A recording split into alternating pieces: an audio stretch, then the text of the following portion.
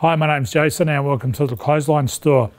In this short video, we're going to reduce the width of the air dry folding frame clothesline. And this is one of the unique benefits of the clothesline, that you can actually do this. So what that means, if we want to reduce the size from the left to the right, we can so by cutting down the spreader bar. Now here we have the spreader bar, it's in 3 sections. And what we do, for example, if we want to reduce the width of the whole clothesline by 100 millimeters, we're going to take 50 millimeters off each side of the spreader bar. So we simply do this, we just get a tape measure, we measure in 50 millimeters, we draw a line where we're going to cut, and then we simply start cutting the spreader bar like this.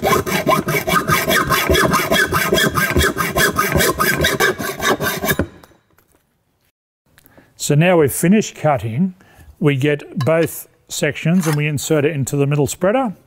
We put the other section in like so. We tap them in firmly, and now we install our clothesline because it will be 100 millimeters narrower. Now it's important to know we cut a bit off each side so the center joiner part stays in the center. And that's all that's required to reduce the width of the air dry folding frame clothesline. My name's Jason. Thanks for visiting the clotheslinestore.com.au, and bye for now.